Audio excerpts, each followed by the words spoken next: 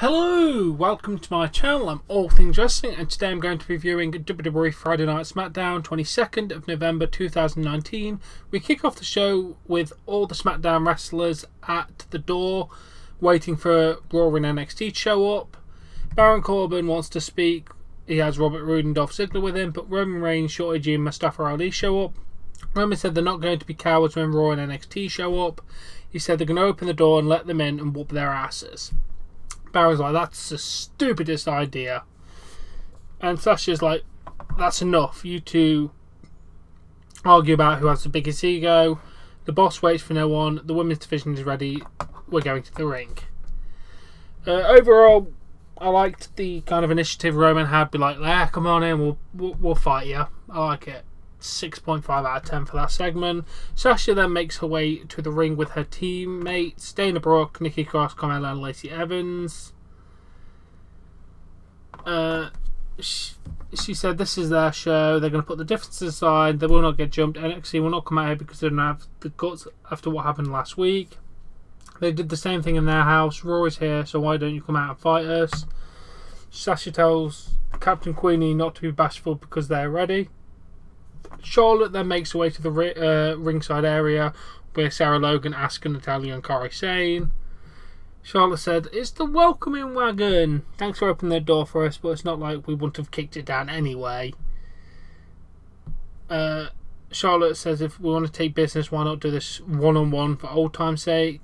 Then NXT team come out. Rhea Ripley, Tina Nox, Toni Storm, Mia Yim and Candice LeRae. Gotta say the NXT team is stacked. So is Raw. Fair enough. Raw's not bad, but SmackDown is kind of trash, to be honest, for a team anyway.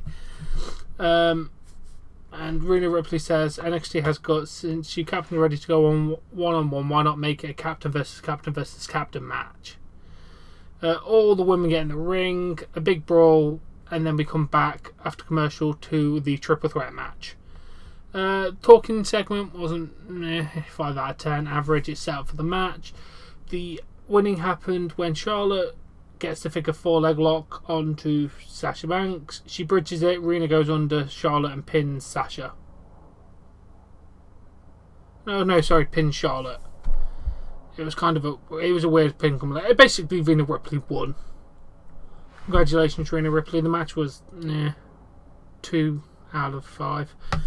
After the match, NXT celebrate with Charlotte and Sasha arguing. Charlotte punches Sasha.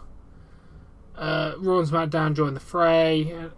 Raw is forced to the floor, but they get back in the ring and the battle continues. Big old brawl there. Not really going to rate every single brawl. It's a brawl. Then Baron Corbin, Robert Roode and Dolph Ziggler are having a conversation backstage. Baron said that they need to lead by example. Baron talks about the 6-man tag. He said they need a plan to deal with the attack from Raw and NXT. They're going to leave the ring and let Raw and NXT beat the hell out of Roman Reigns, Shorty G and Ali. Then they're going to roll into the ring and beat them up. Sami Zayn shows up with a bag.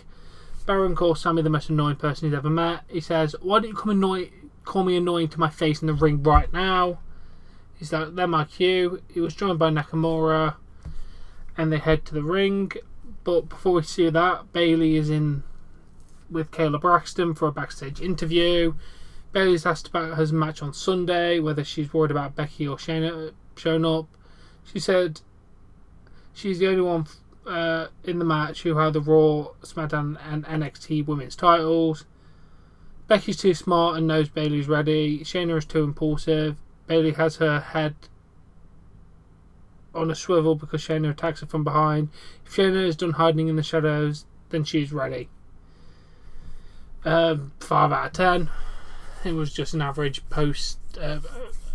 average backstage interview. Then Sami Zayn is in the ring with Nakamura. She says, looks like King Corbin isn't coming out because he's afraid of him. Corbin can call me annoying. There's one word to describe me and he says he would go with stud. For as big of a stud he is, Nakamura's an even bigger stud. You've been so studly as Intercontinental Champion over the last few months. He's got you something. He opens the bag to reveal a brand new Intercontinental Championship. To be fair, it was a very nice title belt. To be fair, much, but I don't really like the old design, especially the white strap. So a change was very nice. Nakamura will defeat AJ Styles and North American champion Ricky. Sammy asks Nakamura his name, and Nakamura says he's drawing a blank. Undisputed Era make their way to the ring. Sammy and Nakamura leave. Adam Cole takes the mic and he fills Sammy in. He said his name is Adam Cole. This is Roderick Strong, the North American champion. After him and the fellows take care of business on Saturday, they'll wipe the floor with Raw and Smackdown on Sunday. That is undisputed. We then have the New Day make the way to the ring. They're like, we can settle this in a match. Roderick's like, you want to do 2-on-4? Biggie's like, no, we'll be teaming up with Heavy Machinery. I'm just getting so damn sick of Heavy Machinery. Seriously, they are just getting really annoying and repetitive. But the whole Sammy Nakamura Undisputed Era segment, very nice. Going to give it a solid 9 out of 10. Mainly because the new title got revealed and it was very nice. So, good job there, guys. Might be actual moment of the week. Who knows? Then we have the 8-man tag. The Undisputed Era versus New Day and Heavy Machinery. Match was meh. The ending happened when Cole with a super kick, Strong with a jumping knee for the 3 count. Undisputed won, which was very good. I thought that was definitely the right decision to have the Undisputed Era win. Match was meh, 2.5 average. Very, very average. Then after the match, Roderick Strong goes up the rank to front Nakamura, who was watching the match from the ramp. AJ Styles with a forearm to Nakamura, then Strong with a forearm to Nakamura. Styles hits Strong, and then Zayn hits Strong and Styles with the chair. The rest of the Spirit make the way to the stage, and Zayn and Nakamura go to the back. Post-match beatdown, that was very nice. 7 out of 10. Then AJ Styles is still on the ramp, joined by Carl Anderson and Luke Gallows. AJ asked if you enjoyed that, and he said Chicago, one of the most depressing cities in the world. AJ said it's the best thing in Chicago right now. He's not going anywhere to remind you exactly who they are. They start chanting CM Punk. He responds by saying he'll wipe the floor with him. Oh yeah, you can actually respond to those chants now, can't you? Carl said, you mess with one of them, you mess with all of them. You guys may be great at NXT and SmackDown, but he'll show you that he's the phenomenal AJ Styles. Good promo, 6.5 out of 10. We then move to Daniel Bryan making his way to the ring. He says, I'm going to be summoning Bray Wyatt. Here's why. They show the footage of Bray attacking Bryan. He did not come out here to chant yes, talk about the environment or play with puppets. He came out here to bring Bray Wyatt here. Before we have our match on Sunday, come out and talk to face-to-face, man-to-man. We could be fighting right now. That would be fun. He said he will not be another name on your hit list and he will not become another toy.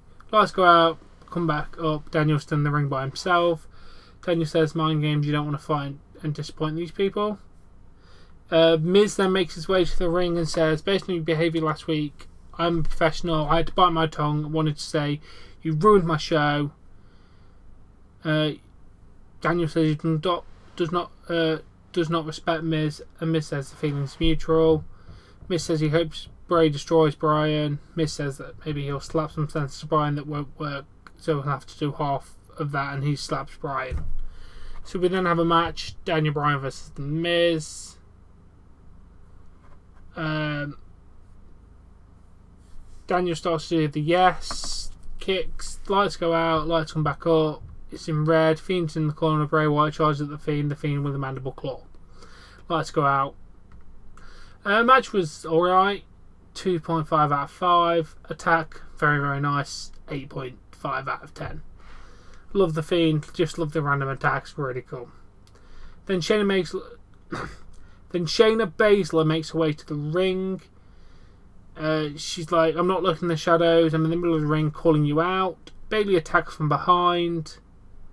Shayna manages to get the better of Bayley. And then as they go to the outside, Bayley manages to send Shayna into the ringside barrier and then into the ring post. So, bit of a little brawl there. And then there's just a stare down, one in the ringside area, one on the top of the ramp. That was alright.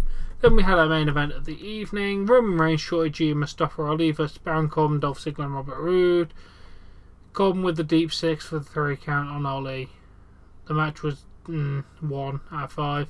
After the match, Seth Rollins makes his way to the ring. Big brawl between him and Roman.